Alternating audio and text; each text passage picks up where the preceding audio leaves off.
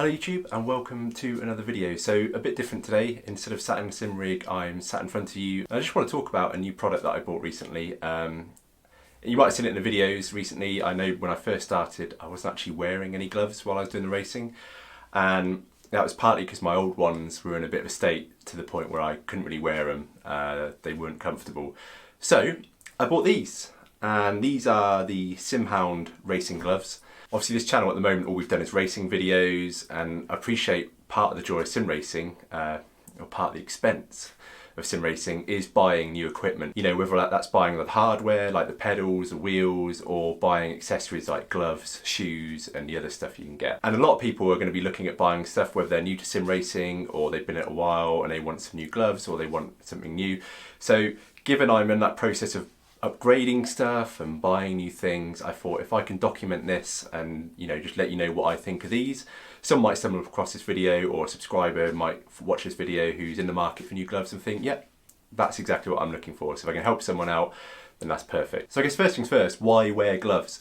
And it massively depends on the equipment you've got already in terms of the wheel, the type of rim you use. But for me personally, having a direct drive wheel with a Fanatec DD1 combined with the wheel that I've got at the moment, which is the Club Sport Formula, that's got a bit of an, I think it's Alcantara sort of grips. And after a while, if you just jump on for 5 minutes, you don't need gloves. But obviously if you're doing a race, even if that's just a 15-minute race, after a while you start to notice that things are digging into you.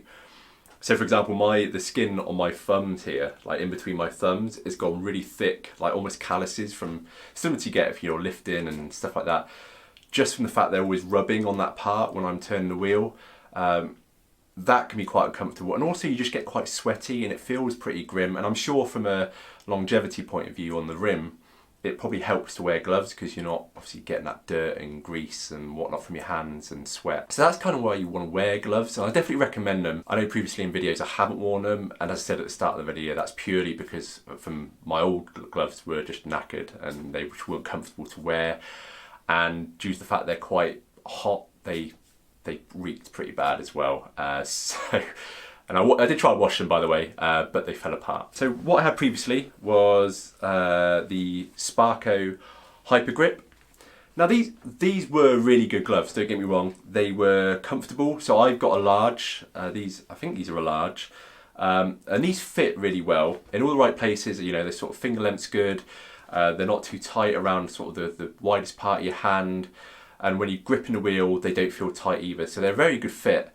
The trouble with them is they're not very breathable at all, which is kind of surprising in a way, because when you look at them, there's holes all over them. The fabric, especially on the sort of the main part of your hand, it's all quite sort of ventilated. So you'd expect them to be quite comfortable and not really cause your hands to sweat after a long period of time. But yeah, so that's my biggest problem, is they did actually just, your hands would be drenched, especially if you were racing like doing an hour or so. Like when I used to play Formula 1, if I did a full length race, after about an hour or so, my hands were just actually to the point where I'd noticed they were wet. And that's off-putting from a comfort point of view, but also just, it's not very pleasant from, you know, a smell point of view, and your hands are not too far away from your face.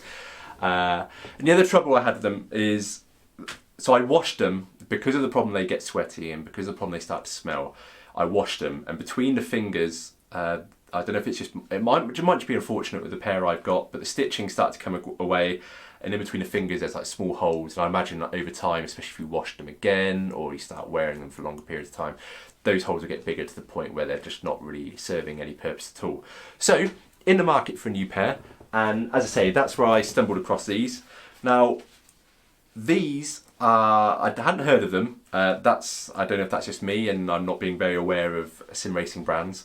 But they were a new brand to me. I have to say, after doing a bit of research into them and sort of reading reviews, a couple of forum posts, I haven't seen a bad word said about them. And yeah, I have to say, for £25, so I don't know what that is in dollars, probably like $32 or something like that.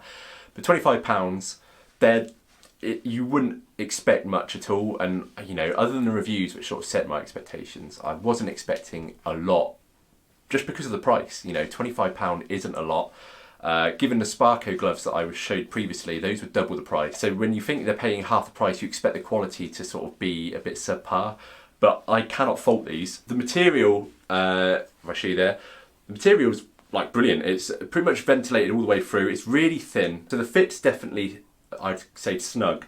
Again, this is a large, and yeah, comfort-wise in terms of the fit, all the way around, and you know, finger length. I'd say the only sort of issue I have, and that might be my hands more than anything else, is just the thumb seems a bit too long. So there's a tiny excess bit of fabric there that, again, other than when you're texting or using a keyboard, when your hands grip around a wheel, you're not going to notice. But it does, on the few occasions that I have tried to send a message on my phone or using the keyboard, it has just been a bit of an annoyance. But are you buying a sim racing glove to type on your phone and you're on your keyboard, or are you using it to race? So yeah, the main part of the glove with the grips, it's very understated. So there's a few rubber bits here, obviously some grip on your palm and on the fingertips, but that's perfect. Again, when I looked at it, I thought that might not be enough to grip, but when you put your hand on the wheel, you can actually feel, especially the rubber, probably because it's new as well,